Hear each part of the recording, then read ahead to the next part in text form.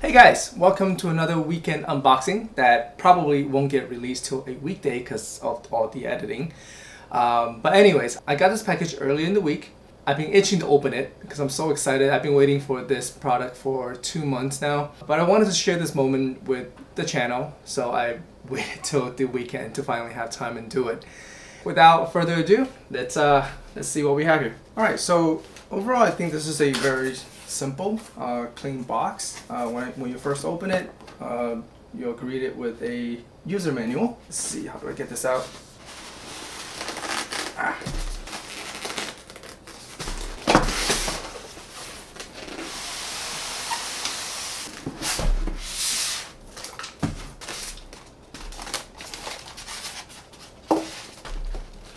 Okay, so pretty cool that they actually included like a, I guess a torque driver. It looks like they also included a brush for the coffee grounds.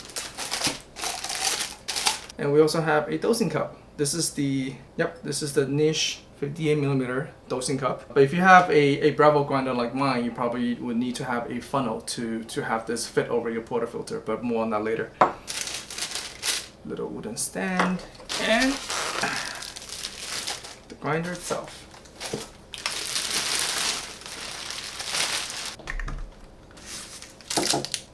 Alright, I'm not sure if you guys can see this, but maybe let me just move it back by a notch so it's easier for you guys to see. So this is everything that actually came in the box. So again, we have the manual, we have a 58mm dosing cup, we have a stand for the dosing cup that should fit right underneath the grinder with the dosing cup on it, and we have a brush for cleaning and also a torque driver. Okay, so as far as the grinder itself, it has a very nice magnetically latched cover. It is also very nicely built. I mean, before I got this, I knew that, you know, this was a nicely built machine, but seeing it in person, again, it's just very pleasant to look at. The material feels nice and sturdy. It's very well put together, and it actually feels very, it's got a nice weight to it. Most importantly, the reason why I got this machine, for those of you that are not familiar, is that this machine is supposed to have the least amount of retention. What that means is, if you weigh 18 grams of coffee into the grinder,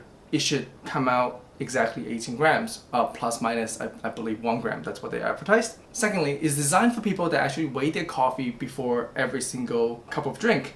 So therefore, it does not have a big funnel on top of it like most grinders do. What that does is actually enable this unit to fit underneath most of your cabinets, where a machine with a tall coffee chute will not fit under. Also, what I really like about the design is that it does come with a retractable cord on the back. It's not one of those, you know, that you pull to automatically retract, but you can just pull out as far as you need, and you can push it back in for storage when you don't need it to be that long, or, you know, however long you need. And this unit that I received does include the clear disc that's inside the hopper. I believe all units produced after if it's I forgot if it's August or September, will include this little clear disc on it. Now what that disc does is actually to reduce and maybe prevent altogether the popcorning that happens inside the grinder while the grind is happening. And for those of you that are unfamiliar, popcorning basically means that when there's nothing to weigh down the coffee, when the coffee is being grounded, sometimes it might pop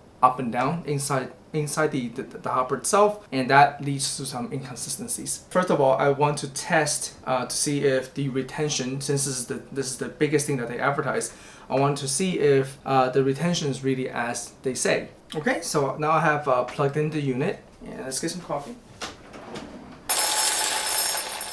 Okay, so we are at 17.9. So actually, before we grind, I want to explain something. On the machine, there is a ring that you rotate to change the grind setting. There is actually a black ring on the bottom that is designed to help you calibrate the machine. What you want to turn is the entire this chrome piece on top. So you just rotate counterclockwise until this white dot reaches the desired setting. Now this is the first time I'm literally using this machine, so I don't know which particular spot is the grind setting that I actually want to use for my lattes. I'm gonna need to test that out, and I'll share with you guys in a future video. But let's just put it right in the middle of the espresso setting, and I'm going to dump in the 17.9 grams of coffee that we have, and let's see.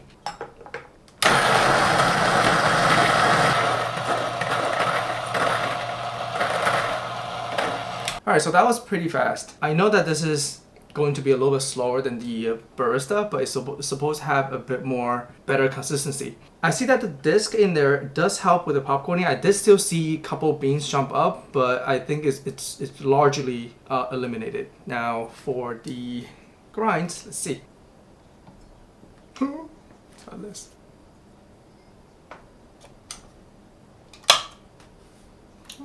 A few moments later. Okay, so that was the first time I ever ground any coffee through the machine, and I did notice that there is a 0.6 gram of retention that's remaining in the machine. I just looked up in the user's manual. It does actually say that. So see, this is why it's important for you guys to actually read the manual. Alright, so in the manual actually does say for the first few times, you will see an increase in retention. Alright, so let me just grind more coffee through this machine, and I'll share with you guys after I guess this has been properly primed. Alright guys, so I just ground another 30 grams of coffee through this machine, and it looks like it's coming out very consistent now. So for those of you that might be getting this at home, just keep in mind, probably for the first 2-3 grinds, you will see a little bit more retention. Just to show you guys one more time, I'm going to put in another 18. Okay, all right, we actually managed to get exactly 18 this time.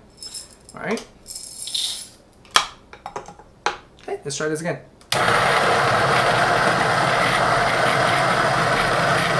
Okay, so you just want to wait until, I don't know if you guys know this, you want to wait until you hear the sound of the machine change a little bit. That's when you know everything got grounded through. All right, let's see. Yeah, so 17.9. I don't know if you guys can see it. So yeah, so we have 17.9, which is in the range of their advertised plus minus 0.1 grams. The other thing that I noticed that was very, very impressive is that there are little to no static at all. When I pour this out onto my portafilter, there's almost nothing remains in this cup. I don't know the science behind it. Almost every grinder that I have used always had static. That means a lot of ground time to retain in the hopper, but this have nothing. I'm so impressed by this. All right, next, so I think what I'm gonna do is actually make a cup of latte with the ground that we just made and see how it turns out. I'm actually a little scared about this. All right, let's do this. Hopefully this is a good angle for you guys. So, like I mentioned before, if you're using the Bravo is a 53mm portafilter. So this is not going to fit directly on top, unfortunately. What I did prepare for this video is a funnel that I just got off Amazon. This was relatively cheap. I believe it was under 20 bucks. I'll leave the link down below. So you simply place a funnel on top of the portafilter, and you would just reverse it. Quite convenient. You do need to kind of organize the grinds a little bit so that it would all sit nicely before you remove this, because if you remove this right now, all the grinds is gonna fall right back out. And hopefully I'll get a little bit better at doing this. The first time is a little bit messier because there's so little static that's actually produced within the ground. As you can see in the hopper here, it's actually completely empty. There's nothing that's actually remaining in the cup. It actually makes the grounds a lot more fluffier. It's not as packed together as I'm used to from the Bravo. So it's leaving, I guess, a little bit of kind of a not so clean placement in the portafilter itself. All right, so let me try to turn this down.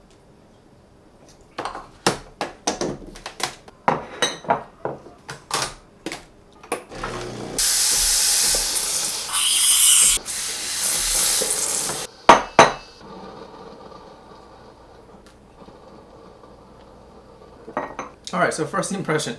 I don't know if it's a grind setting or if it's the grinder itself, because there's a lot of things that I kind of, changed this time just by changing the grinder and then also changing, playing around with the grind setting.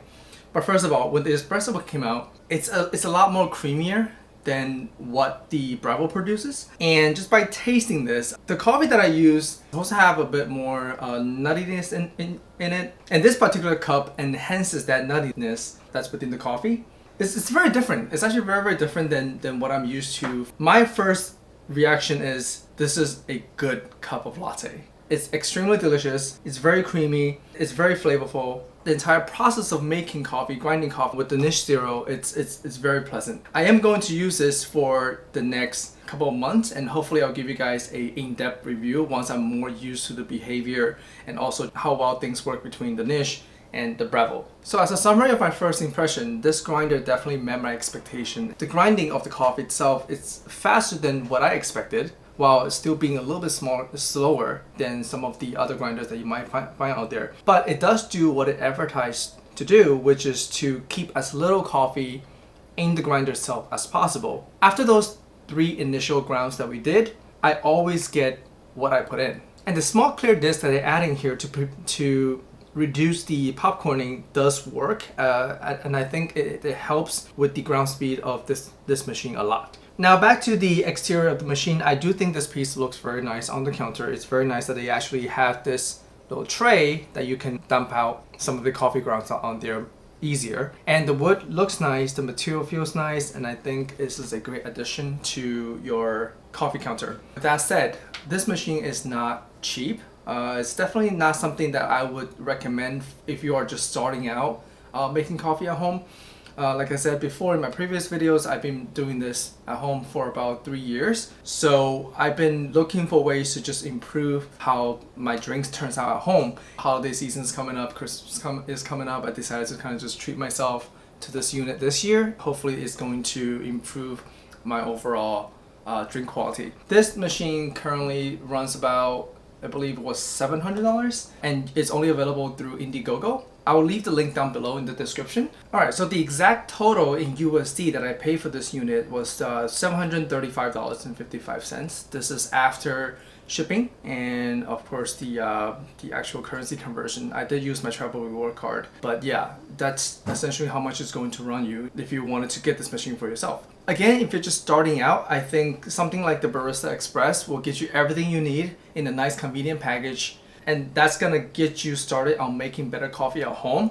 However, if your budget allows it, or if you have been looking for a good grinder that doesn't cost upwards of thousands of dollars, I think this is an excellent choice. Look forward to my full review of this unit. I'll probably put it out a couple months later because I do want to get really used to using it and actually make consistent results with it and share some, I guess, tips and best practice that I have. But just right off the bat, this has been a excellent first impression and has been a very impressive machine right from the box. Alright, don't forget to subscribe to our channel, like the video, and also leave comments down below on what you might want me to go over with the Niche Zero or any questions that you might have. Until next time, please take care of yourself, and I'll see you in the next video.